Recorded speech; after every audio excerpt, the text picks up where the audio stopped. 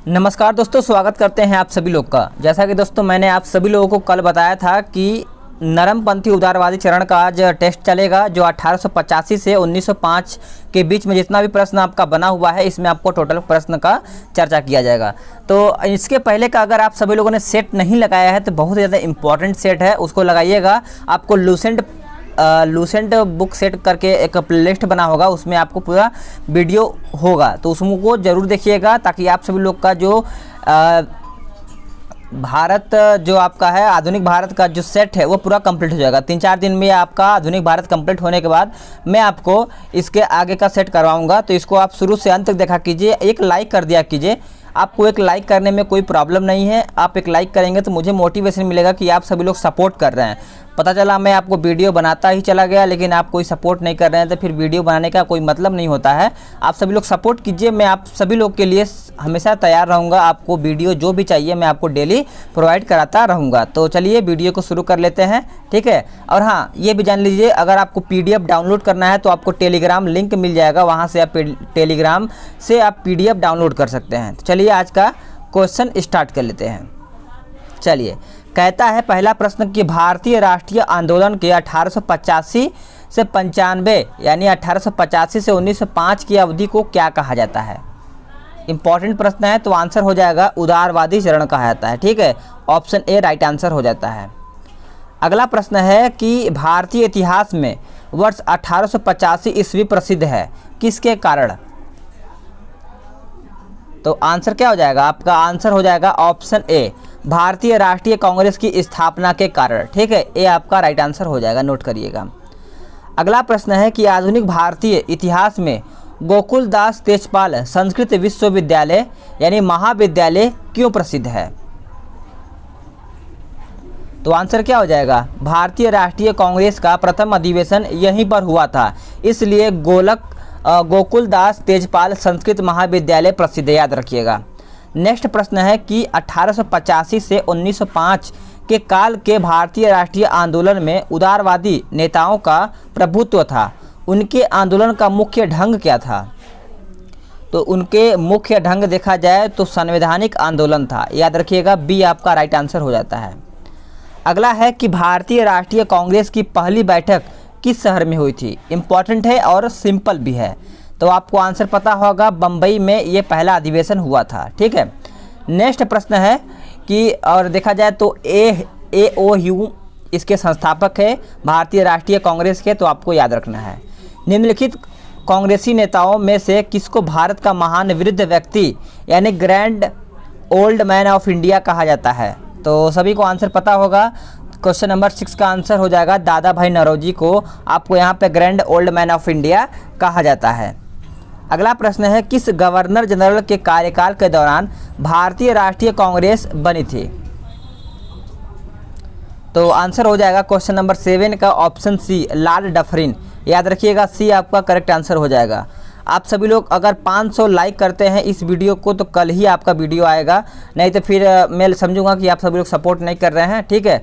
कम से कम टारगेट लीजिएगा 500 लाइक्स का, ठीक है। इस वीडियो पे 500 लाइक्स आएगा तभी मैं कल वीडियो अपलोड करूँगा। देखते हैं कौन कौन सपोर्ट में है। अगला है कि भारतीय विश्वविद्यालय अधिनियम 1904 किस वायसराय के काल में पारित किया गया था। तो आंसर क्या हो जाएगा आपका, बी हो जाएगा लॉर्ड कर्जन के कार्यकाल में, ठीक है। नेक्स्ट प्रश्न है कि भारतीय सिविल सेवा यानी ICS में चुने गए पहले भारतीय का नाम क्या था। तो आंसर क्या हो जाएगा आपका, क्वेश्चन नंबर 9 का आंसर हो जाएगा सत्येंद्र नाथ टैगोर, याद रखिएगा। इंपॉर्टेंट ये प्रश्न है। नेक्स्ट है कि इंडियन नेशनल कांग्रेस के संस्थापक कौन थे। तो आंसर हो जाएगा क्वेश्चन नंबर 10 का ऑप्शन सी एलन एक्टोवियन ह्यूम यानी AO ह्यूम, ठीक है। तो देखिए फुल फॉर्म इसका दे दिया गया है, तो आप याद रखिएगा। एक बार प्रश्न में पूछ लिया गया था कि AO ह्यूम का फुल फॉर्म क्या होता है यानी फुल नेम, तो एलन एक्टोवियन ह्यूम होता है, याद रखिएगा, ठीक है। ये प्रश्न पूछा जाता है। चलिएगा नेक्स्ट प्रश्न देखते हैं, यानी question number 11 hermit of Shimla किसे कहा जाता है। हर्मिट ऑफ शिमला किसे कहा जाता है, तो AO ह्यूम को कहा जाता है, याद रखिएगा। वह कौन सा प्रथम भारतीय था जो ब्रिटिश संसद के लिए निर्वाचित हुआ था? तो आंसर हो जाएगा दादा भाई नौरोजी यानी grand old man of India. Next प्रश्न है कि निम्नलिखित कथनों पर विचार कीजिए। दादा भाई नौरोजी से रिलेटेड है, ठीक है। तो देखते हैं 3 बार राष्ट्रीय कांग्रेस के अध्यक्ष बने थे, ठीक है। उसके बाद poverty and un British rule in India नामक पुस्तक लिखी थी, ये भी सही है। नेशनल सोशल कॉन्फ्रेंस की स्थापना की, ये गलत है, तो आपका बी आंसर हो जाएगा, नोट करिएगा। अगला प्रश्न है कि भारतीय राष्ट्रीय कांग्रेस का प्रथम अधिवेशन लगभग आखिरी समय पर पूना से बम्बई स्थानांतरित किया गया, ऐसा क्यों किया गया? तो ऐसा किया गया था कि पूना में हैजा फैलने के कारण संयोजक कांग्रेस के प्रथम अधिवेशन का स्थान पूना से बम्बई बदलने का विवश हुए थे। इस तरीके से डी आपका राइट आंसर हो जाता है। अगला है कि a nation in the making नामक पुस्तक किसने लिखी? तो राइट आंसर क्या हो जाएगा? आपका सी हो जाएगा, सुरेंद्रनाथ बनर्जी ने ये लिखी थी। अगला प्रश्न है कि 19वीं सदी के अंतिम चतुर्थार्थ में वह कौन सा तत्व था जिसने भारत में एक समान राष्ट्रीय दृष्टिकोण के उत्थान में एक महत्वपूर्ण भूमिका निभाई? तो आंसर हो जाएगा आपका उपयुक्त सभी यानी देश के प्रशासनिक एवं आर्थिक एकीकरण और पश्चात विचार एवं शिक्षा, प्रेस एवं साहित्य की भूमिका एवं भारतीय अतीत का पुनर्वेंषण, याद रखिएगा। नेक्स्ट प्रश्न है कि 1885 ईस्वी में भारतीय राष्ट्रीय कांग्रेस की स्थापना के पीछे कुछ तत्कालीन कारण थे, निम्नलिखित में से कौन सा कारण उसमें शामिल नहीं था, ये आपको बताना है। तो आंसर हो जाएगा आपका 1870 से 80 का द्वितीय आंग्ल अफगान युद्ध, ये इसमें शामिल नहीं था। नेक्स्ट प्रश्न है किस ब्रिटिश वायसराय ने 1880 के दशक के प्रारंभ में विदेशी शासन के विरुद्ध भारतीय असंतोष को बढ़ाने में महत्वपूर्ण भूमिका निभाई थी? इसका पीडीएफ आपको डिस्क्रिप्शन में लिंक मिल जाएगा टेलीग्राम का, तो वहाँ से आप डाउनलोड कर पाइएगा। तो आंसर हो जाएगा आपका लिटन यानी लॉर्ड लिटन, ठीक है। लिटन द्वारा प्रस्तावित वैधानिक जनपद सेवा जिसके तहत परीक्षा की आयु 21 वर्ष से घटा करके 19 वर्ष कर दी गई थी, कब लागू हुआ था? तो ये लागू हुआ था आपका 1878 ईस्वी में, याद रखिएगा। ये इंपॉर्टेंट प्रश्न आपका यहाँ से बनता है। इल्बर्ट बिल विवाद किस वायसराय के कार्यकाल में उभारा गया था? तो ये उभारा गया था आपका लॉर्ड रिपन के कार्यकाल में। नेक्स्ट है कि भारतीय संघ यानी इंडियन एसोसिएशन के संस्थापक कौन थे? तो किसका आंसर हो जाएगा? सुरेंद्रनाथ बनर्जी, याद रखिएगा। अगला है कि भारतीय राष्ट्रीय कांग्रेस की अध्यक्षता किसने की थी? तो आंसर क्या हो जाएगा? क्वेश्चन नंबर 22 का आंसर हो जाएगा ऑप्शन सी, दादा भाई नौरोजी, इनमें से पूछा गया है। नेक्स्ट है कि भारतीय राष्ट्रीय कांग्रेस में निम्न में से किसको नरम दलीय नेता के तौर पर नहीं जाना जाता था? तो नरम दलीय नेता के तौर पर किसे नहीं जाना जाता था? तो हो जाएंगे वो बाल गंगाधर तिलक, याद रखिएगा। भारतीय राष्ट्रीय कांग्रेस की स्थापना की गई थी कौन से वर्ष में? तो सभी को पता ही होना चाहिए। तो 1885 में भारतीय राष्ट्रीय कांग्रेस का स्थापना हुआ था। निम्न में से कौन नरमपंथियों में नहीं थे? तो अभी मैंने आपको बताया है बाल गंगाधर तिलक। भारतीय राष्ट्रीय कांग्रेस के संस्थापक कौन थे? तो आंसर क्या हो जाएगा? संस्थापक थे एक, ये प्रश्न पूछा गया है, तो हो जाएगा असैनिक सेवक थे, याद रखिएगा। ये आपका राइट आंसर हो जाता है। नेक्स्ट प्रश्न है कि अधिकतर नरमपंथी नेता थे कहाँ से? अधिकतर नरमपंथी नेता थे आपके शहरी क्षेत्रों से। 1905 में बंगाल विभाजन किस वायसराय ने किया था? 1905 में बंगाल विभाजन किस वायसराय ने किया था? तो करेक्ट आंसर हो जाएगा आपका option B, Lord Curzon. Next प्रश्न है कि निम्नलिखित को उनके संगठन के आधार पर क्रमवार सजाइए, ठीक है। तो देखते हैं, इसका आंसर हो जाता है आपका ऑप्शन सी, 1 3 4 2, यानी बॉम्बे एसोसिएशन, उसके बाद इंडियन एसोसिएशन, फिर इंडियन लीग, फिर लास्ट में आपका आएगा मद्रास महाजन सभा, याद रखिएगा। भारतीय राष्ट्रीय कांग्रेस का प्रथम मुस्लिम प्रेसिडेंट कौन था? तो करेक्ट आंसर हो जाएगा आपका बदरुद्दीन तैयब। देखिए मुस्लिम अध्यक्ष पूछा गया है तो आपको आंसर डी ही करना है। यहाँ से एग्जाम में प्रश्न पूछ लिया जाता है। ब्रिटिश हाउस ऑफ कॉमन्स का चुनाव जिस प्रथम भारतीय ने लड़ा था वो कौन थे? तो राइट आंसर क्या हो जाएगा 31 का ऑप्शन ए हो जाएगा दादा भाई नौरोजी, याद रखिएगा। ठीक है, नेक्स्ट प्रश्न की ओर आते हैं कि किसने कहा था कांग्रेस पतन के लिए लड़खड़ा रही है, मेरी सबसे बड़ी अभिलाषा जब तक मैं भारत में हूँ कांग्रेस की शांतिपूर्वक समाप्ति में सहयोग करना है। तो करेक्ट आंसर सभी को पता होना चाहिए, ऑप्शन बी हो जाएगा लॉर्ड कर्जन। ठीक है, नेक्स्ट प्रश्न है कि भारतीय राष्ट्रीय कांग्रेस के 1905 के बनारस अधिवेशन के अध्यक्ष कौन थे? तो इसमें हर एक प्रकार का प्रश्न आपको देखने को मिलेगा। तो देखते हैं आंसर कौन करता है 33 का। तो 33 का आंसर हो जाएगा आपका ऑप्शन सी गोपाल कृष्ण गोखले, उस समय अध्यक्ष बनारस अधिवेशन जो 1905 में हुआ था। निम्नलिखित में से कौन भारतीय राष्ट्रीय कांग्रेस के स्थापना अधिवेशन में उपस्थित नहीं हुए थे? तो करेक्ट आंसर हो जाएगा आपका सुरेंद्र नाथ बनर्जी, याद रखिएगा। नेक्स्ट है कि भारतीय राष्ट्रीय कांग्रेस के पहले अध्यक्ष कौन थे? ये देखिए प्रश्न इंपॉर्टेंट है। तो पहले अध्यक्ष सभी को पता होना चाहिए 35 का। तो करेक्ट आंसर क्या हो जाएगा WC बनर्जी हो जाएंगे, जो 72 प्रतिनिधियों के साथ मिल करके ये अपना कार्यकाल निभाए थे। ठीक है, भारत के पहले लोक संघ लैंड होल्डर सोसाइटी की स्थापना कब हुई थी? करेक्ट आंसर कीजिएगा। तो देखिएगा आपका सी करेक्ट आंसर हो जाएगा 1837 ईस्वी, याद रखिएगा। ठीक है, लैंड होल्डर सोसाइटी की स्थापना किसके कल्याण के लिए की गई थी?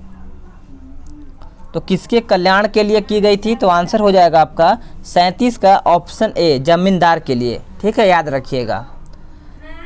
नेक्स्ट प्रश्न है कि दादा भाई नौरोजी ने 1866 ईस्वी में ईस्ट इंडिया एसोसिएशन की स्थापना कहाँ की? ये इंपॉर्टेंट आपका प्रश्न है। तो करेक्ट आंसर हो जाएगा 29 का ऑप्शन चलेगा। नेक्स्ट प्रश्न है कि 1870 ईस्वी में पूना सार्वजनिक सभा की स्थापना किसने की थी? तो आंसर क्या हो जाएगा? तो आंसर हो जाएगा आपका ऑप्शन बी महादेव गोविंद रनाडे, याद रखिएगा। बी आपका राइट आंसर हो जाता है। नेक्स्ट क्वेश्चन नंबर 40 कहता है कि निम्नलिखित कथनों पर विचार कीजिए। तो क्वेश्चन नंबर 40 का आंसर क्या हो जाएगा आपका? देखिए, भारतीय राष्ट्रीय कांग्रेस का दूसरा अधिवेशन दादा भाई नौरोजी की अध्यक्षता में हुआ था, सही है। भारतीय राष्ट्रीय कांग्रेस तथा मुस्लिम लीग दोनों ने लखनऊ में 1916 में अधिवेशन किया तथा लखनऊ समझौता संपन्न हुआ। तो सी आपका राइट आंसर हो जाता है। 2 और 3। निम्नलिखित में से किस एक ने सन 1875 में हाउस ऑफ कॉमन्स में एक याचिका प्रस्तुत करते हुए ब्रिटिश संसद में भारत के प्रत्यक्ष प्रतिनिधित्व की मांग की थी? तो आंसर हो जाएगा द डक्कन एसोसिएशन, याद रखिएगा। ए आपका राइट आंसर हो जाता है। निम्नलिखित भारतीय नेताओं में से कौन एक ब्रिटिश द्वारा इंडियन सर्विस यानी सिविल सर्विस से बर्खास्त किया गया था? तो सभी ने आंसर यहाँ पे सही किया होगा, सुरेंद्र नाथ बनर्जी, याद रखिएगा। नेक्स्ट प्रश्न है कि लैंड होल्डर सोसाइटी कलकत्ता के संस्थापक कौन थे? तो आंसर हो जाएगा आपका द्वारकानाथ टैगोर, याद रखिएगा। अगला प्रश्न है, इसमें आपको सुमेलित करके बताना है। सूची 1 और सूची 2 में संस्था और स्थापना वर्ष बताना है। तो बंगाल ब्रिटिश इंडिया सोसाइटी का स्थापना कब हुआ था? तो 1843 में। मद्रास नेटिव एसोसिएशन 1852 में। पुणे सार्वजनिक सभा 1876 में। इंडियन एसोसिएशन 1876 में। तो ऑप्शन ए आपका राइट आंसर हो जाता है। नेक्स्ट क्वेश्चन है, इसमें आपको सूची 1 और सूची 2 में सुमेलित करके बताना है। Question number 45। तो देखते हैं आंसर कौन पहले करता है। तो मद्रास महाजन सभा 1884 में। बम्बई प्रेसिडेंटी एसोसिएशन 1885 में। इंडियन एसोसिएशन 1876 में। कांग्रेस आपका 1885 में। तो आपका ऑप्शन ए राइट आंसर हो जाता है। अगला प्रश्न है, इंपॉर्टेंट है, कहता है कि सुरेंद्र नाथ बनर्जी और आनंद मोहन बोस ने कांग्रेस के जन्म के पहले किस राष्ट्रवादी पार्टी का स्थापना की जो कांग्रेस के पूर्ववर्ती संगठनों में सबसे अधिक महत्वपूर्ण थी। तो आंसर आपका हो जाएगा क्वेश्चन नंबर 46 का ऑप्शन बी, इंडियन एसोसिएशन, याद रखिएगा। नेक्स्ट है कि इंडियन एसोसिएशन ने किस मुद्दे पर सर्वप्रथम आंदोलन शुरू किया। तो करेक्ट आंसर क्या हो जाएगा आपका, ऑप्शन ए हो जाएगा, भारतीय प्रशासनिक सेवा के नियम में सुधार और परीक्षा में बैठने की अधिकतम उम्र बढ़ाने के लिए। अगला है कि इंडियन एसोसिएशन द्वारा कलकत्ता में आयोजित अखिल भारतीय राष्ट्रीय सम्मेलन यानी इंडियन नेशनल कॉन्फ्रेंस कब हुआ था। तो 48 का आंसर हो जाएगा आपका ऑप्शन सी, 1883 में यानी 1883 में। नेक्स्ट है कि भारतीय राष्ट्रीय कांग्रेस के साथ इंडियन एसोसिएशन का विलय कब हुआ था। तो जो विलय हुआ था आपका 1886 में हुआ था। नेक्स्ट प्रश्न है कांग्रेस के उद्गम संबंधी मत और प्रतिपादक।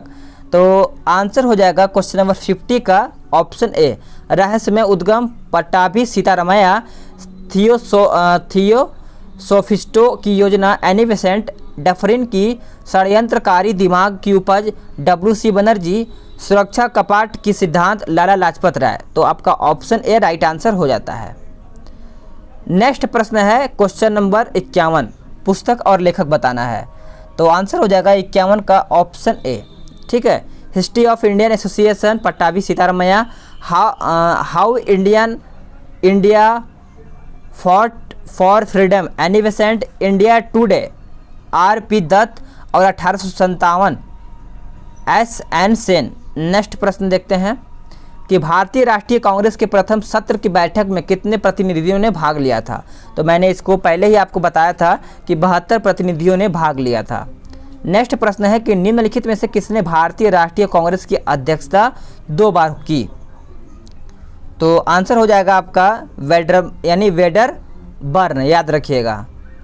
नेक्स्ट प्रश्न है कि किसने कहा ब्रिटिश शासन एक स्थायी बढ़ता हुआ तथा लगातार बढ़ता हुआ विदेशी आक्रमण है जो धीरे धीरे ही सही मगर पूरा तरह देश को नष्ट कर रहा है।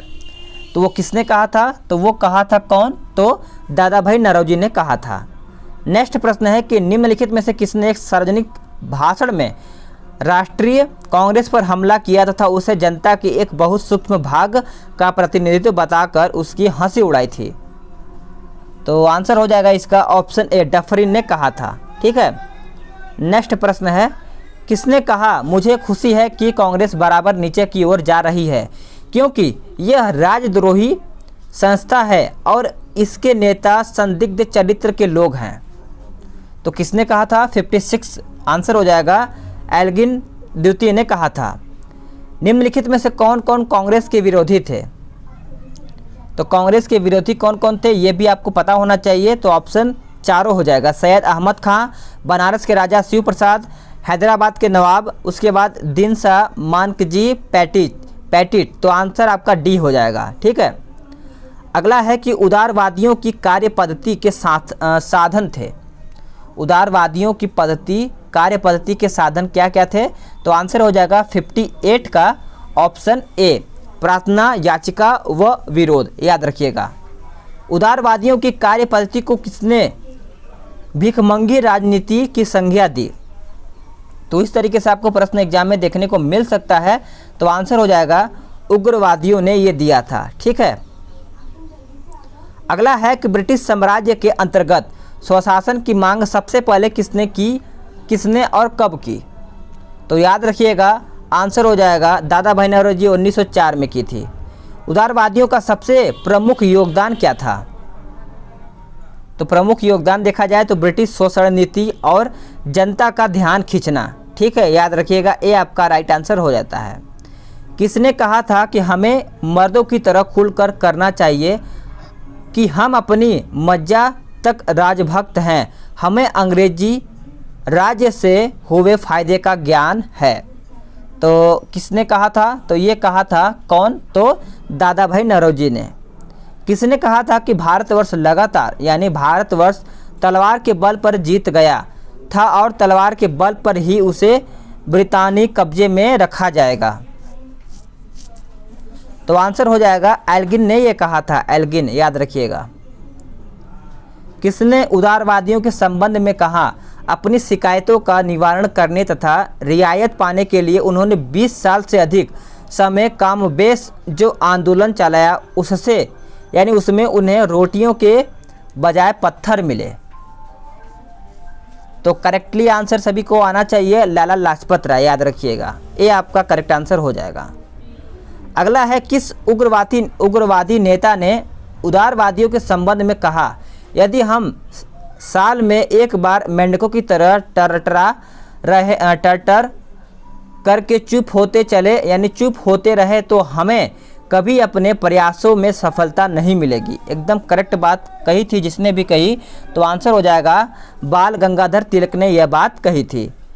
1897 में किसकी गिरफ्तारी के बाद राष्ट्रीय कांग्रेस में एक नया मोड़ आया था? तो आंसर हो जाएगा बाल गंगाधर तिलक, याद रखिएगा। नेक्स्ट प्रश्न है,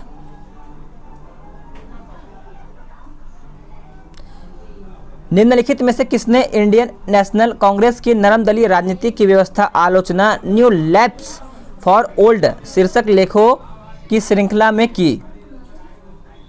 तो ये की थी किसने? तो आंसर हो जाएगा 67 का ऑप्शन ए, अरविंद घोष ने। गोपाल कृष्ण गोखले ने किस वर्ष में भारत के सेवक मंडल की स्थापना की, यानी सर्वेंट ऑफ इंडिया सोसाइटी? तो याद होना चाहिए आपका 68 का आंसर हो जाएगा ऑप्शन डी, 1905 में। भारत में लॉर्ड कर्जन प्रशासन की तुलना औरंगजेब से किसने की? तो आंसर क्या हो जाएगा? 69 का आंसर हो जाएगा, गोपाल कृष्ण गोखले ने ये तुलना की थी। नेक्स्ट प्रश्न की ओर आते हैं। कहता है कि राजा जनता के लिए बने हैं, जनता राजा के लिए नहीं बनी। राष्ट्रीय आंदोलन के दौरान निम्नलिखित में से किसने यह वक्तव्य किया, यानी वक्तव्य दिया था? तो राइट आंसर हो जाएगा दादा भाई नौरोजी ने। भारतीय राष्ट्रीय कांग्रेस का गठन होने के तुरंत बाद ब्रिटिश राष्ट्रवादियों के प्रति संशयालु हो गए। निम्नलिखित में से किसने कहा कि कांग्रेस केवल विशिष्ट वर्ग सूक्ष्म अल्पसंख्यक का ही प्रतिनिधित्व करती है? तो ये किसने कहा था? तो ये कहा था लॉर्ड डफरिन ने, याद रखिएगा। बी आपका राइट आंसर हो जाता है। तो अगर आप पीडीएफ डाउनलोड करना चाहते हैं तो आपको यहाँ पे उत्तर माला भी यानी आंसर भी मिल जाएगा आंसर की। तो एक बार आप फिर से रिवीजन करिएगा, फिर देखिएगा कि आपको पूरा क्वेश्चन सेट हो गया है ना। तो अगर सेट है तो बहुत ही अच्छा है, ठीक है। तो आप कमेंट भी कीजिएगा कितना आप क्वेश्चन इन 71 में से सही कर पाए हैं। तो चलिए आज के लिए इतना ही।